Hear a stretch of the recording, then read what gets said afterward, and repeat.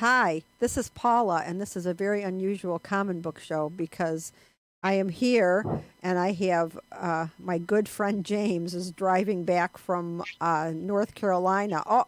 See, don't be looking at anything, any monitors or anything. I'm going to, because he promised me he was doing a hands-off uh, telephone thing. So I do not want him to be in an accident. So, am tunnel that I just entered. oh, so we lost you there for a minute. So anyway, Richard is sleeping, and I went into his room, and he was definitely breathing, but I don't have the heart to wake him up because if he is sleeping at this time of the day, he is obviously exhausted, and I don't want to wake him up. So if he wakes up during the show, maybe he'll join us. But right now, it's just you and me, baby. Okay, so I had to put I had to put away the book I was reading, the philosopher, and I had to put it away because it started to rot my mind, and so I finally I've got this book. I was at a thrift store, and I love old cookbooks, and I got this American Heritage cookbook, and it says "and illustrated history of American eating and drinking." And so I like American Heritage books. They're always well illustrated. They got a lot of historic pictures in them. And the writing's really good. It's from 1964, so there's some anachronistic words that we wouldn't use anymore. For instance, they use the word Indian throughout the text, which of course we know is not used anymore. And they also use the word. And tell me if you know about this, James. You seem to know a lot of things.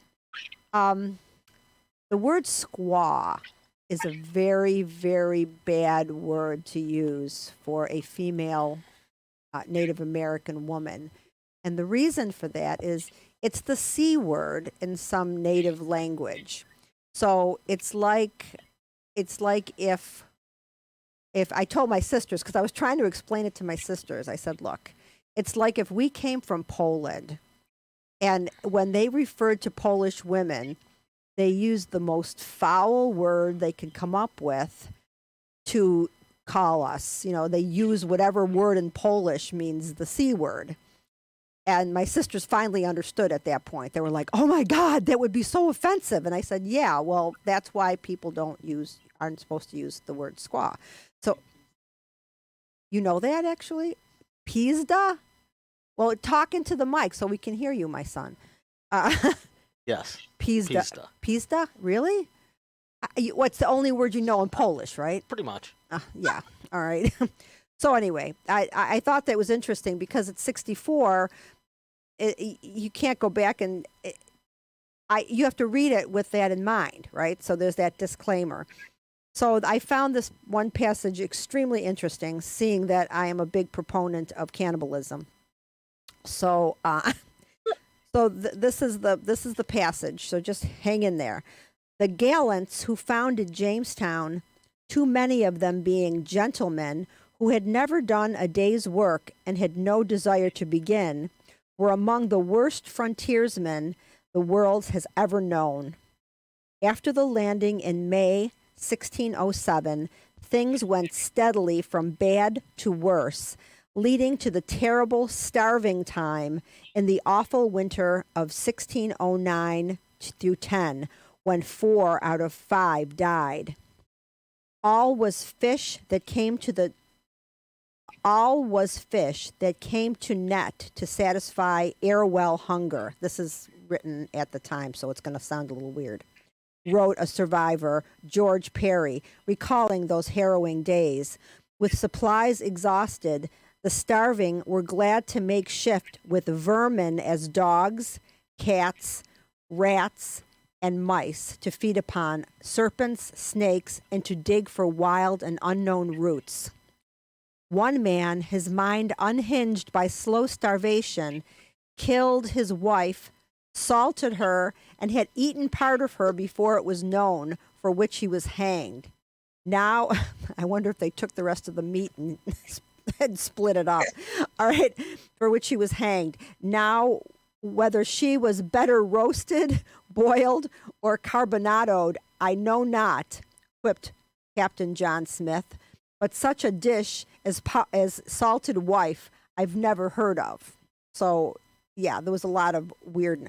So these people that were coming over, they didn't have any skills. They just came over to a strange country with. I mean, what did they think there was going to be like a Best Western and a tailor shop around the corner? There was nothing, and they came here and they starved to death. 4 out of 5 of the people at Jamestown in that winter of 1609 to 1610 died, except for, of course, he died too because he was hung. But I mean, maybe he had a good idea, I don't know.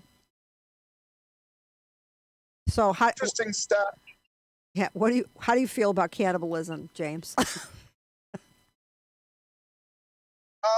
Gee, I never considered it other than most people have their wives with honey and whipped cream. Oh, very, very funny. You're a very funny guy. Yeah, so I've been really enjoying the text of this book. I find it fascinating that somebody had the patience to put all this together, because there's a lot of old writing from the period. And I always think I want to read that stuff, and then when I do, it's so tedious to get through. I just can't do it. So I guess I'm really not a scholar. I couldn't be a scholar anyway because I have no memory. I think in order to be a scholar, you have to be able to remember what you read. That's my feeling about it. I think you should go with. I remember little bits and pieces of things. I always remember the gory stuff. That's what I remember. So anyway, what did you do when you were down in North Carolina? Tell me the story of what's going on with you and your mom, James.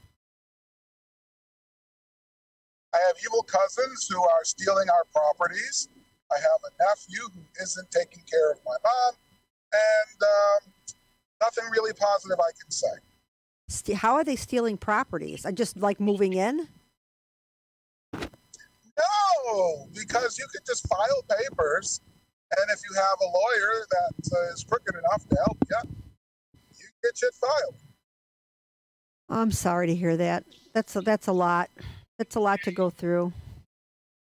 Yeah. So, I mean, did you have any interesting insights this week while you were there, besides that you hate your family?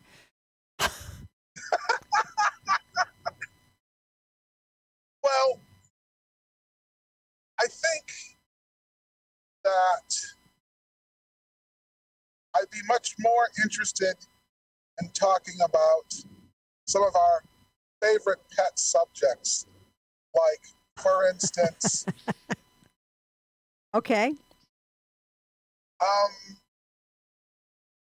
you considered the question of what do women get out of marriage today, as opposed to what do men get out of marriage today? Okay. I can probably come up with. I mean, I've never actually thought it through, but let me just riff on this, okay?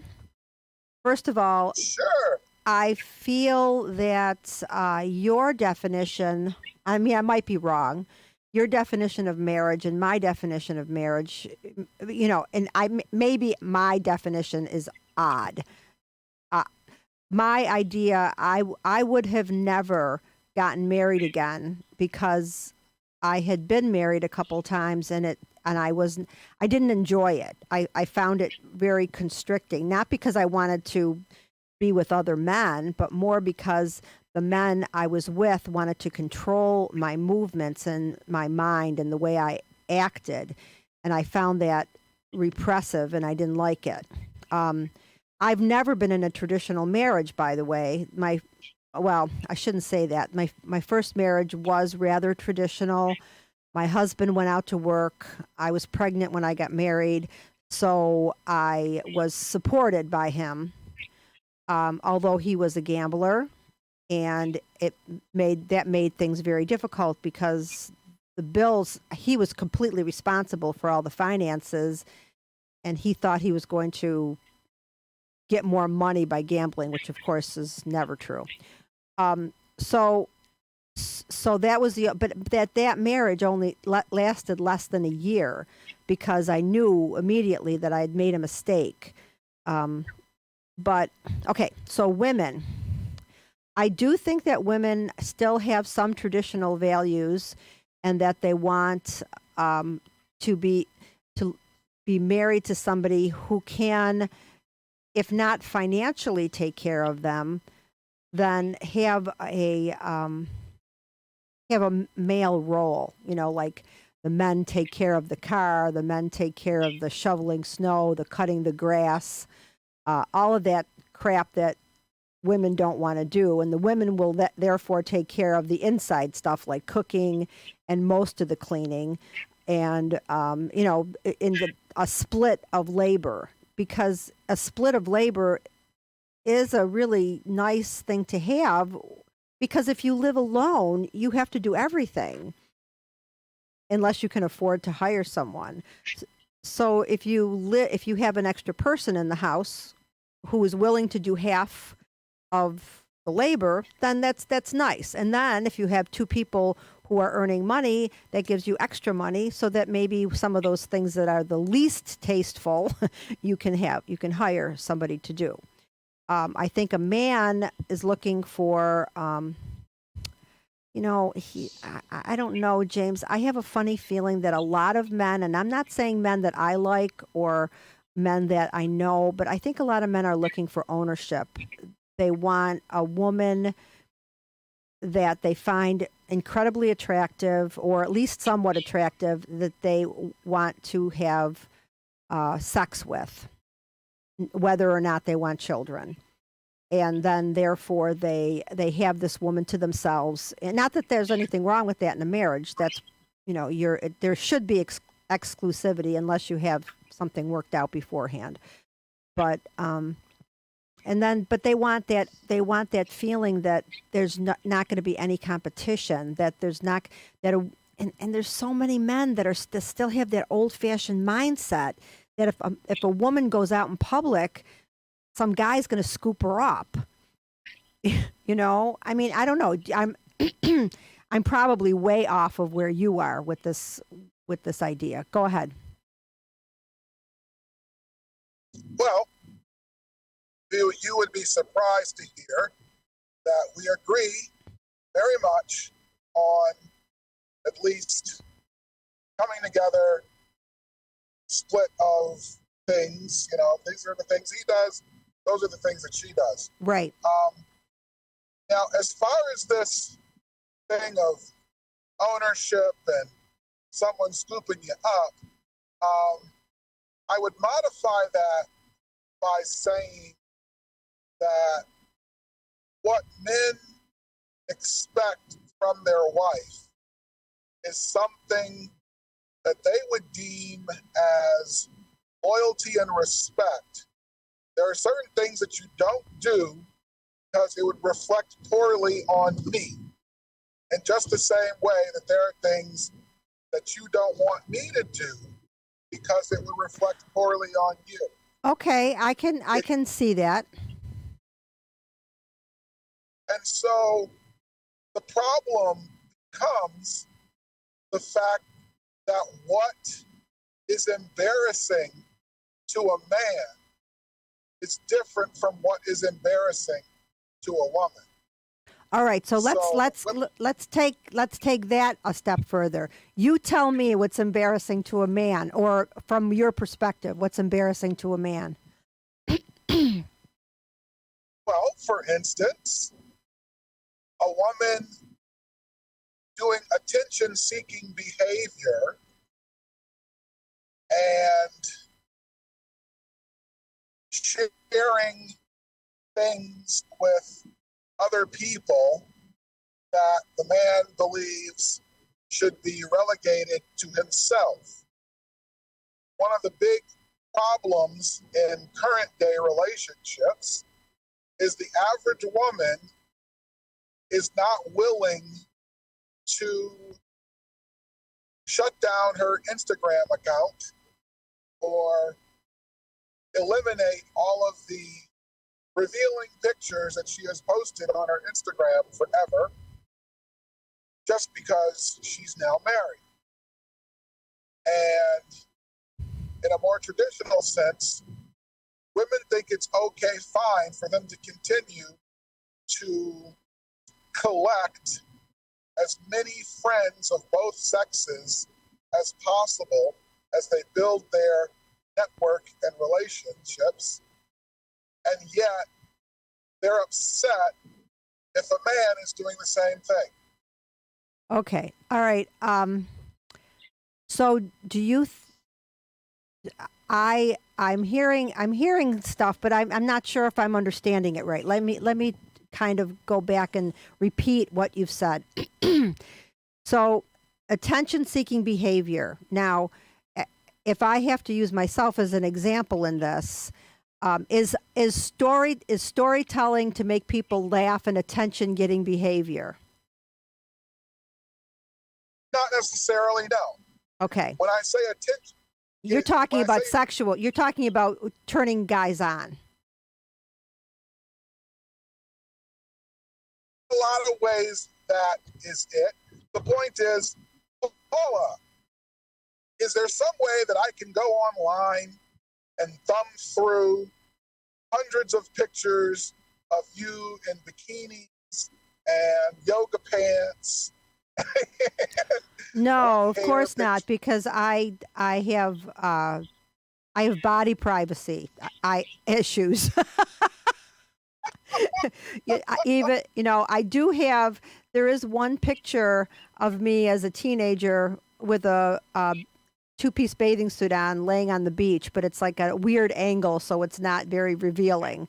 But that was not taken with my permission. I was laying there, kind of soaking up sun.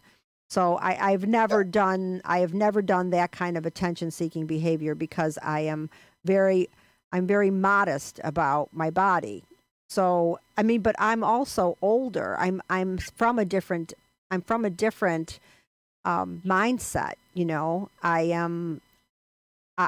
When I went to Catholic school, I'm saying I didn't wear short skirts and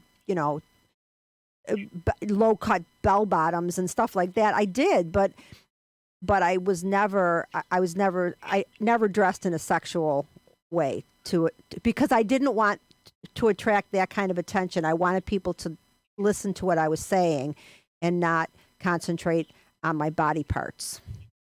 Now that might be a very archaic thing right now, though, because I see it in all of the media, and I see it with everyone, even with teenagers.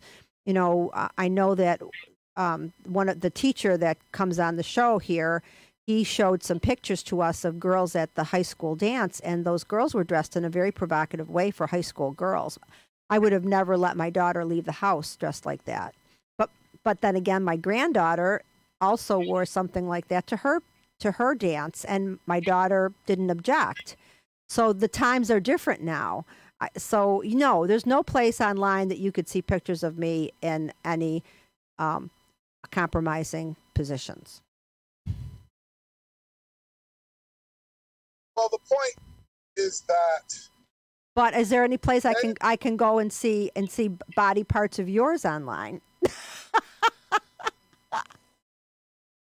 I don't know. It's possible. Okay. No.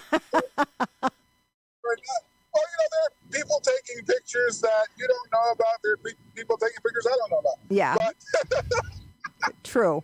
No, I don't have an Instagram account full of pictures designed to make women swoon. Yeah, I don't find anything about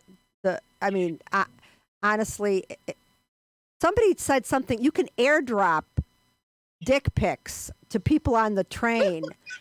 If I was ever on a train in New York and somebody airdropped a dick pic to my phone, I don't know what I would do. I would be appalled. It's like, why? Do women, okay, this is a question to ask our non-existent audience. Non-existent, yeah. Do women want to see pictures like that? Have you ever had a conversation with someone, James, who was dying for a dick pic? Oh, here comes Richard. I have actually had women ask me for such. I have actually had women argue with me that I should be happy that she's asking for such. But it is a rarity. Well, I was going to speak. I mean, why? I do know some women who, if they're going to have a casual sex encounter, they want to make sure it's worth their while. That's exactly what I want to know if it's worth my time, which I find insulting as a man because we have to pay for the privilege to find out whether or not you're worth our time. Well, you don't have to. I mean, it depends. I mean, I guess we know different people, James. Listen to this, Paul. How does a man go from I'd like to get to know that woman to actually spending some time getting to know that woman? Okay. Well, I'll tell you what would work with me. Okay. I'll tell you, if there was a man, let's say I was in a coffee shop.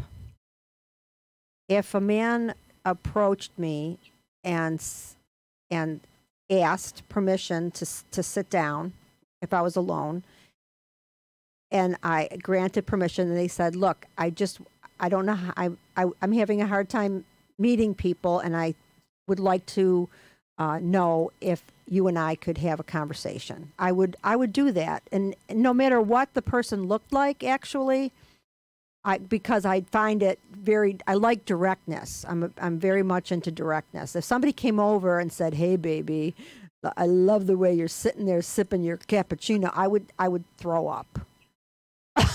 You know, any pickup lines I find. In fact, one of the things I used to do at bars when I was younger, and I used to get a lot of pickup lines, was I would say, "That's a great one. Use it on somebody else. It's not working here." You know? But yeah, I mean, to me, directness, but directness without that kind of smarmy approach where you're also checking out my body parts while you're asking to talk to me. You know, if you can resist looking at a woman's breasts, just look her in the eye and try to have a conversation with a decent woman, that should work. You know, with somebody who's interested in how much money you're going to spend on them, or you know how big your dick is, it might not work. But it depends on what you're looking for. Are you looking for somebody just to have sex with, or are you looking for somebody that you could have an actual relationship with? You're throwing a whole lot of stuff at me. Let me wait a time.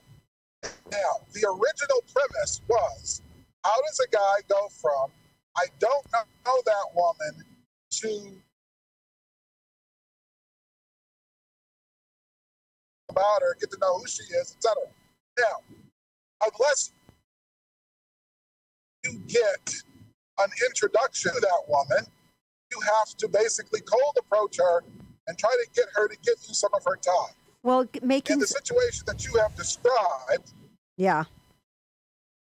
In a situation that you have described, most women would expect the guy to at least pick up the cost of the coffee that she's already or add all right. Well, or something all else. right. Okay. So I'd like to buy you a cup of coffee would work. I'd like to buy you dinner wouldn't work right away because I would feel that came with obligations, and I wouldn't want to.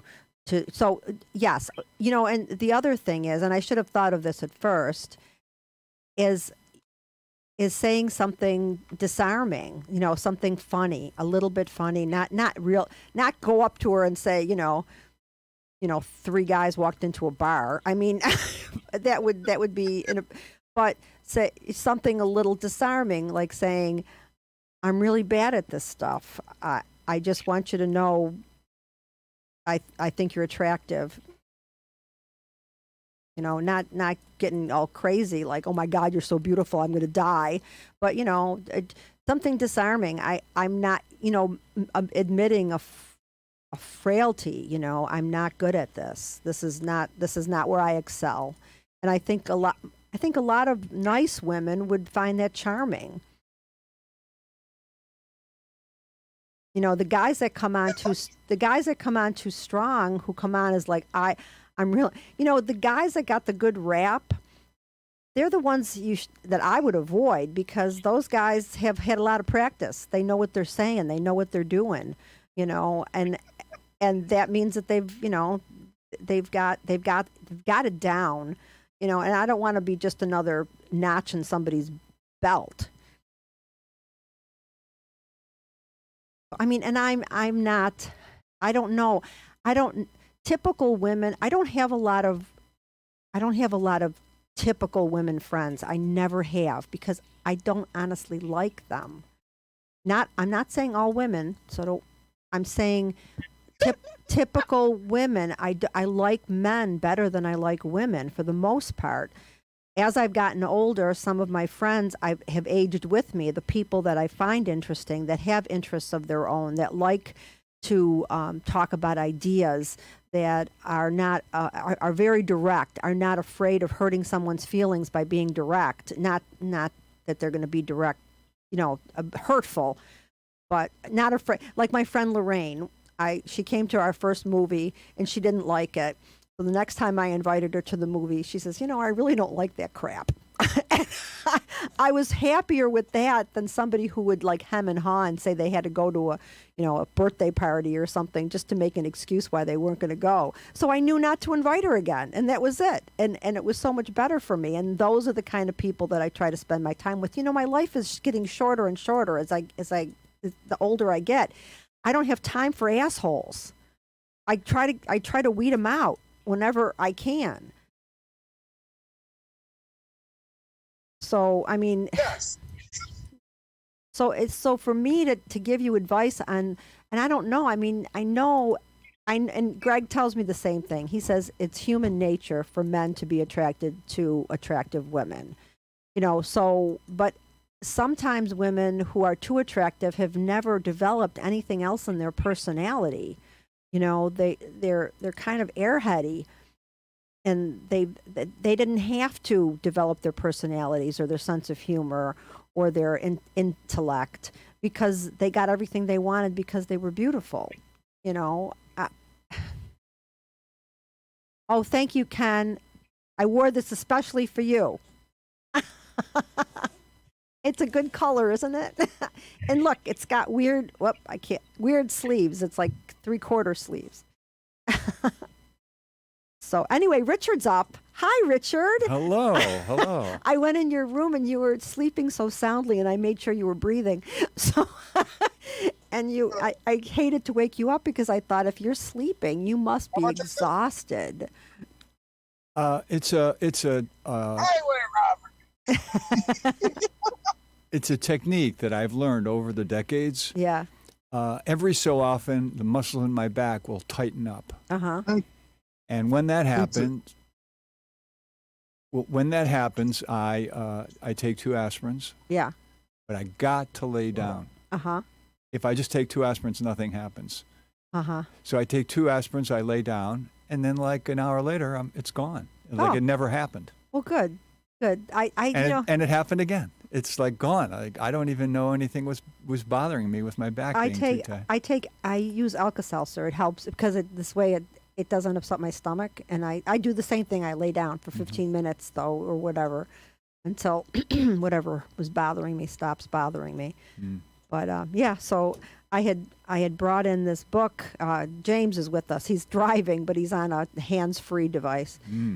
I stopped reading the philosopher. Who the heck was I reading? Now I can't remember his name. Kierkegaard. Thank you. I was reading. It started to give me a headache, so I stopped. I had to get rid of the books. But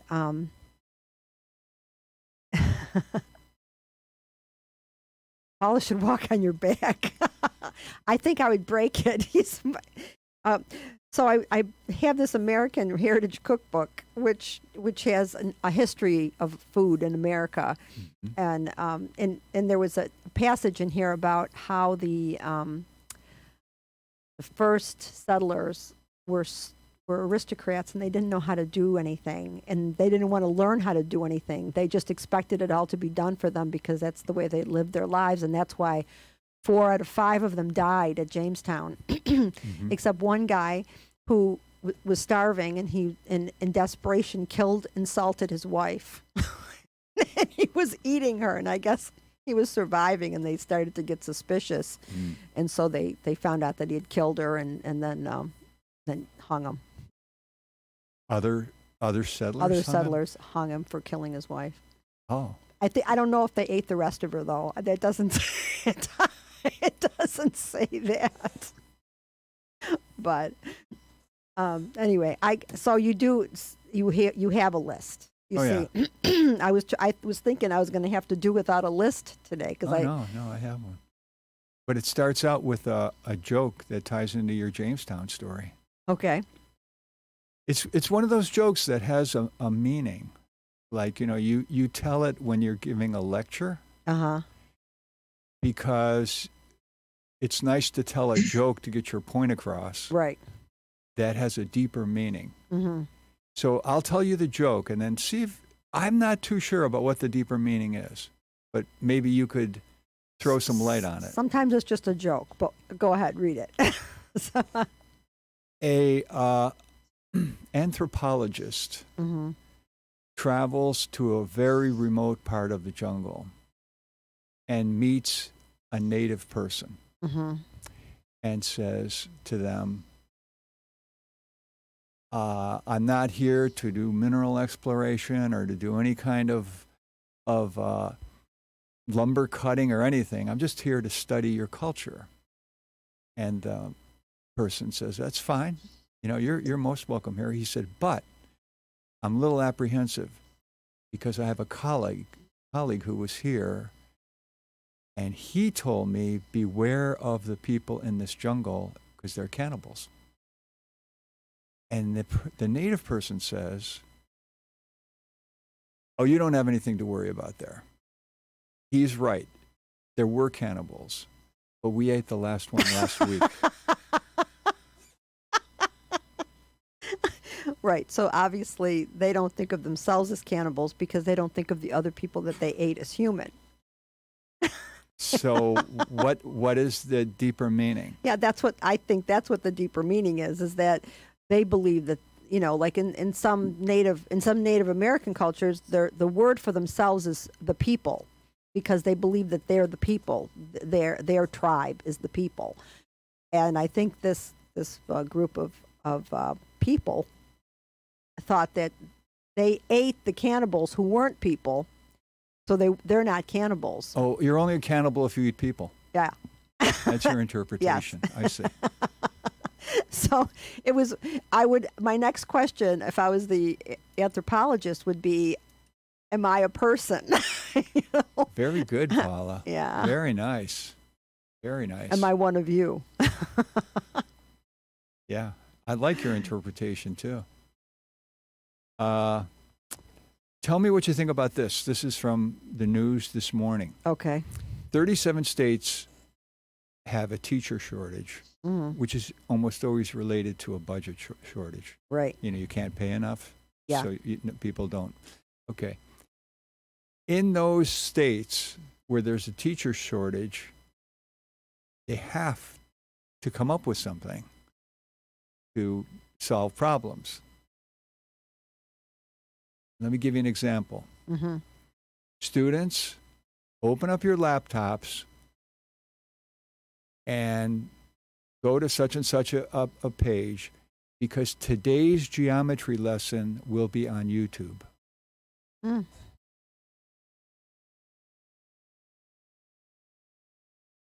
Are those students in those poorer states being shortchanged? A little bit. I have 2 thoughts on this. I think, of course, they don't have it, but who's to say that the teacher they would get would be better than the instruction they get on YouTube? So I think it should, if they could get some quality. 10 miles, take exit 48 to merge onto US 19 toward North Beckley. We have another guest. Hello, Siri. So I think that I there needs to be a teacher in the classroom, even if it's a person who's going to help with the questions that the students have on this YouTube stuff. But why don't we have more teachers? This is the bottom line. They're not paid well enough. It's a thankless job. They're not revered in society anymore as educators. The dumbing down of our society. Nobody cares. Well, I shouldn't say no one, but then for a large degree, people don't care about education.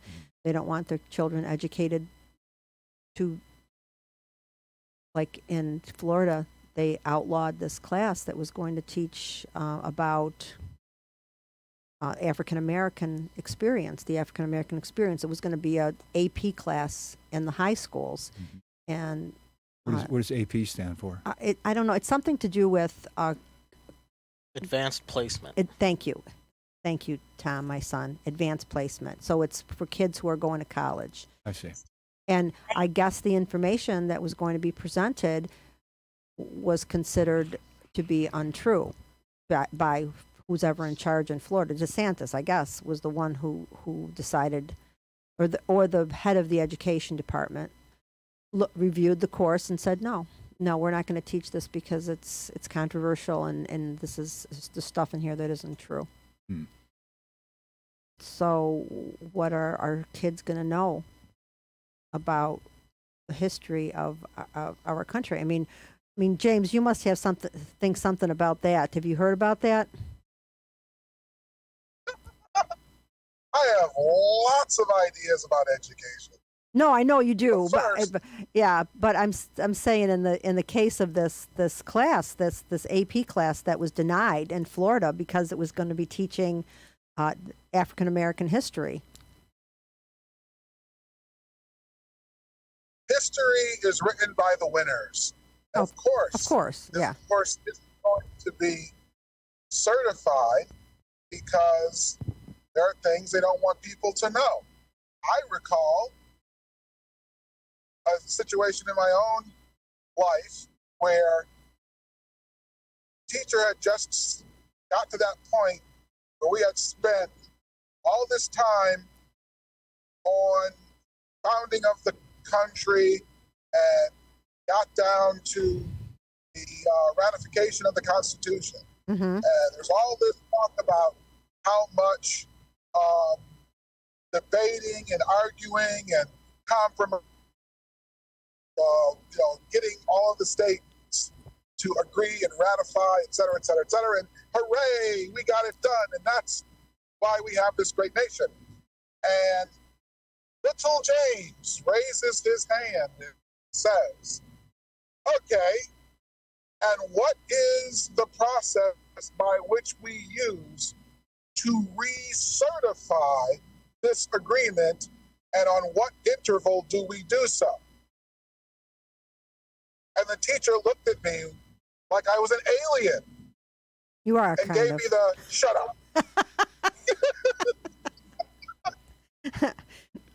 Yeah, I imagine that was disconcerting because it's something they hadn't thought about, and they didn't want to look foolish in front of the class. Because the question becomes, great, that's how those people came to that agreement for themselves. Now, how does that connect to me? And when do I get to participate in this process to say what I agree to? Yeah. You were trouble in school. I can see that now. That's one of the reasons we don't have a lot of teachers. Well, James raises an important point. Uh-huh. Do you think that it's commendable if a student says to a teacher, why are you teaching us this? Say mathematics. Why are you teaching us this? And Yeah. let's say the teacher says, well, you want to learn mathematics, then you have to learn this. And the student says, well, why should we learn mathematics? I mean, and the teacher says, well, I'm just here to teach mathematics. I'm No, not here to teach philosophy. Yeah, I think that the student. I mean, first of all, we all have those questions. I know I had that question when I was taking algebra, and I was struggling with algebra. Why do I need to know this? You know, and if somebody could have given me a better answer than what you're saying is, I'm here to teach this, and this is what you're learning today. Yeah. If somebody could have explained to me that it would help me with complex thinking, Mm-hmm. I may have tried harder, you know, because I never was, well, I wasn't very good at it, but I probably would have never been anyone who went further with math. But if I thought there was going to be an end game, same thing with Latin. If somebody would have explained to me that by taking Latin, a lot of other things would be easy for me because so much of our language is based, and so much of our scientific language is based on Latin, I may have taken Latin. But nobody ever explained that. So isn't that essentially what was in James's case? He was saying, how does this relate to my life? Like, can I have the opportunity to set up an agreement? Mm-hmm. And the teacher, it was out of the teacher's depth. Yeah, it was. You were out of the teacher's depth, James. That's exactly right. You know, so, and not all teachers, I mean, teachers know what they're teaching. Not all teachers are brilliant scholars. You know, some people are just, they're teaching, they know a specific subject, and they're not great critical thinkers. I mean, even with a master's degree, you'd think they'd have figured that out by then, but 2 miles, take exit 48 to merge onto US 19 toward North Beckley. I would say that in my case, in my earlier grades, I had a lot of teachers who were really just there for the job and the paycheck. I got luckier as the years went by, and I got better and better teachers. well, that's good. So the interesting thing was that when it came to things like math, our math teachers said, this is about making sure that you don't get cheated as you go through life. Because there's a lot of ways to cheat a person who doesn't know math. Well, arithmetic, yeah. I mean, I could always understand the reason why I needed arithmetic, and arithmetic is easy for me. It's not arithmetic that's a problem.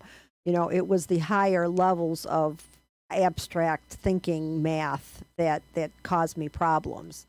So, and even things like grammar, we learned. Do you remember those when you took a sentence apart? Diagrammed it? Diagrammed it. That's right. You diagrammed. That never made any sense to me at all. I never understood that process. I looked at that and I thought, what the hell are they doing?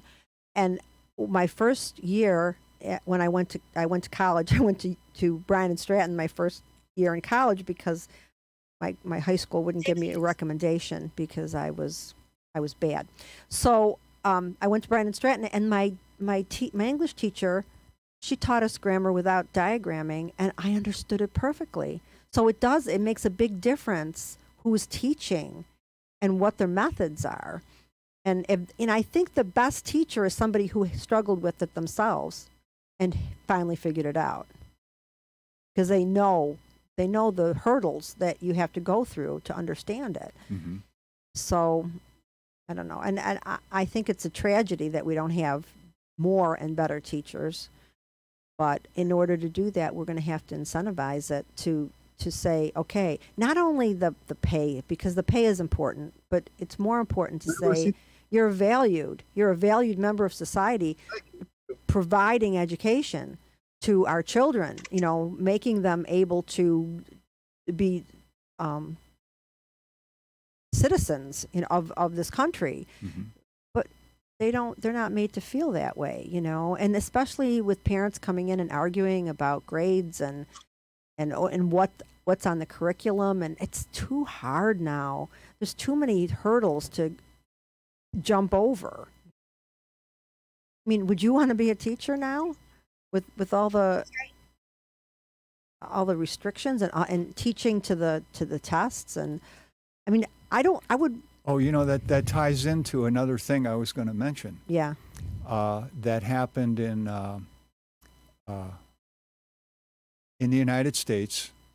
I can give you the exact college if you want to know. It doesn't matter. Course in art history. Mm-hmm. All right. The professor in the course description said, we are going to be covering how religion has affected art throughout the centuries. Mm-hmm. Warning, there will be examples in the course of how the Muslim religion has been depicted throughout the centuries in art, Mm-hmm. which means there will be images of the Prophet Muhammad. Oh, okay. And as you know, there is a ban Right. on showing that. So that was in the course description. Okay. First day of class, teacher passes a handout. Here's a calendar showing what I'm going to be talking about on every single day of this class. And if you look over at class number 11, that's the day I'm going to show how the Prophet Muhammad was depicted in paintings and etc. Mm-hmm. So the students knew it was going to be in the class, and the students knew the day that it was going to be in the class. Mm-hmm. Okay? So that day comes. The teacher shows the painting of Muhammad being visited by an angel. Mm-hmm. It's from like the 1500s. Mm-hmm. And gives the lecture. Students in the class tell students on campus who are not in the class, Mm-hmm. hey, this is pretty neat. We were in class today and we saw this painting of the Prophet Muhammad, who are outraged that the teacher showed a representation of Muhammad. I mean, because they didn't see the warning, and they didn't see anything about etc. Right. But the word spreads on campus that there's a teacher who's disrespecting Islam. And the word builds and builds and builds to the administration. Mm. And the administration, in order to put out the fire, says to the teacher, we're sorry, but we can't renew your contract next year. Well, that's totally ridiculous and unfair, and it shouldn't happen, but it does. And I know it. I mean, I've seen other things about teachers being released. One time, a teacher did not take off. I think it was Martin Luther King Day, and they were branded as a racist. Mm. They came to school that day to do some paperwork in the office, and that teacher was dismissed because he was a racist because he worked on Martin Luther King Day. What are your thoughts on that, James? I think he can do whatever he damn well pleases on his day off. Exactly. My mother had a very interesting take on this because she worked at a company that was very generous with its days off. Mm-hmm. They had so many paid days off. And when the situation occurred where the debate was happening about having Martin Luther King Day as a national holiday, they, of course, came up with the idea that instead of having both Jefferson birthday off, would have the newly minted holiday President's Day and Martin Luther King Day. So you would not have more days off. You would just salt them differently. Yeah. And I think a lot of people did that. That presidents that the one day that wasn't President's Day, was it Lincoln's or Washington's birthday, something like that? They kind of deleted that from the lexicon. Continue, James. because you used to have individual presidents' birthdays off. Right. But anyway, at this time, they were getting both presidents' birthdays off, Right. and the company was adding Martin Luther King Jr.'s birthday to the list of days they had off. Okay. And the workers protested and came to work and were mad that they wouldn't open the damn place. And my mom was like, let me get this straight. You're protesting a paid day off? Where was Are this? you Was that racist? was that North Carolina? No, this was in New York. Oh shit. Well, you know, yeah, that's really that sucks. I'm sorry. I'm sorry that life is like that. I wish I could change it, but I can't. I've tried. The thing is, it is almost incomprehensible. I mean, if you want to give me Paris Hilton's birthday off with pay, okay. I agree with that 100%. I will take a day off no matter what you call it. I will take it off. If you're giving me a day off, I will go. My time is important to me, and I will take that day off. I don't understand anyone who would resist it because it was a holiday. Because at the time, that was the only federal holiday that had anything to do with anyone of color. It still is, isn't it? Yes. Yeah, of course. There's some people who are just big fat assholes. What are you going to do? Unfortunately, that you're not going to change those people. I mean, if only. Now this ties into the discussion on the Martin Luther King statue. Oh my God! Is that? Did you see that statue, James? Yeah. Did you happen to watch the Daily Show when they talked about it? No. Oh, okay. Well, it's the woman. I can't remember her name. Tom, do you know the woman's name that used to be on Saturday Night Live? And she's just a crazy. Oh yeah. Never mind. Legends Highway. Then turn left onto it. Emily Lutella. Never mind. So anyway, it kind of looks like, depending on how you look at it, it kind of looks like somebody's having oral sex with somebody, because there's no heads on it. And then in another way, if you look at it, it looks like a female hand holding on a penis. So it's very sexual, and I don't know how and it is not. Why didn't they put the heads on it? All they didn't have to put the rest of the bodies, just the heads. Well, this opens up the discussion. Should that sculptor have been funded but with public money? Who? I mean, do you think that public money should go to artists? I do. Yeah, most people do, and I'm in the opposite camp. I think it shouldn't. No money should be given to artists. Turn right onto Mountain Road. Well, I think that I think that public money. I think, okay. This is going off the subject for a minute. Train graffiti in this country is illegal, and they clean it. Yeah. You know, in France, they pay people to do it, and it's beautiful. And you see these trains going by with all this beautiful art. Mm. And I mean, it helps the artist, and it makes it more beautiful. I mean, who likes to look at a freight train, you know? So yes, I think that there should be some money in. Now, see, that's a good example, what you just brought up about the trains being painted. Yeah. In the United States, the artists are not paid. Right. They have more freedom to paint whatever they want. When you pay somebody, you control the strings. But it that's only if that's in the agreement. It makes sense that you would not want to alienate.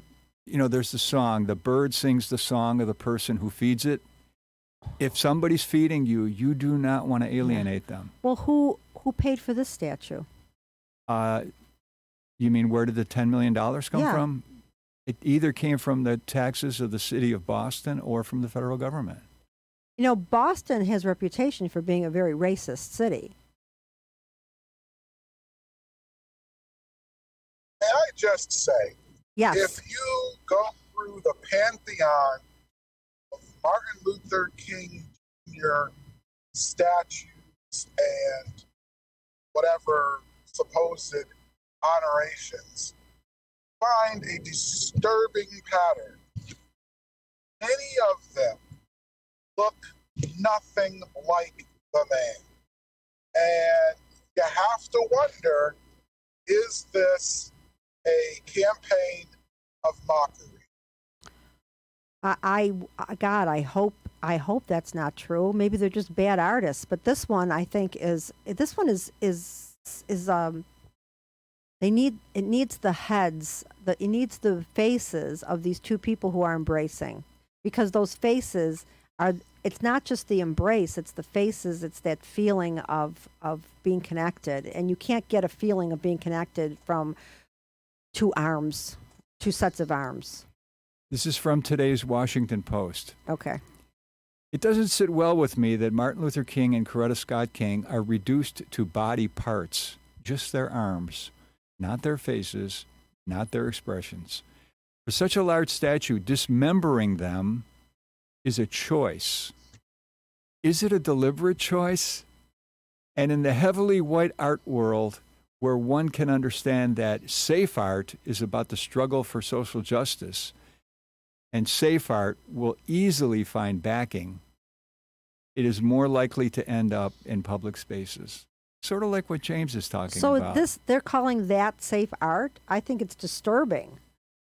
I think that's disturbing. Well, wouldn't that be safer to people who have racist ideas? Than to see the faces of the people, and that would lend it humanity. Right. You're right. Okay. So this is from one of the members of the family. $10 million were wasted to create a homage to my family members. How could anyone fail to see this, that it is going to bring very few, if any, benefits to the black community? Yeah. I thought that was insightful. And then other people just said it should have been a full statue of the couple embracing. I mean, but I'm saying even if it was just the arms and the head, the head would humanize it. This is abstract sexual claptrap. Another person commented, "Show me a statue of a white person that was honored just with two of their limbs." Who said that? Just a random person? I didn't bother to write down the name. And another critic said, "Oh, I get it. It's supposed to depict the result of Martin Luther King and Coretta Scott King, who went into the teleporter in the movie The Fly." Oh, yeah. So you get the joke. Yeah. If you didn't see the movie. Yeah. Yeah. Do you get the joke, James? I have seen the movie. Oh. All right. Yeah. So the fly comes out half fly, half person, because there's a fly in the teleporter. So it's silly. It's not a good artwork. See, now I would say to all those critics, if it were privately funded, look, this is a private work of art. But they have a say in it because it was publicly funded. Well, can they put it on display like that in a public place that's owned by the No, municipality? it would have to be in a private place. Right. So so they're kind of screwed either way. If it's being paid for by public funds, then they're going to have to please the whoever's funding it. But if it's paid for by private funds, they can't put it in the public space. So you're screwed if you do and screwed if you don't. Or you could put it in a private space. No, a public space. You couldn't put it in a public space like that, like in the middle of the town square or wherever for everyone to see. So if you had a statue of Martin Luther King and his wife together in a private space, then who would see it? Okay, I'll turn this off. Say goodbye to the people. Goodbye, people. Thank you for joining us, Kenny. And it is Mr. Windsor. Okay.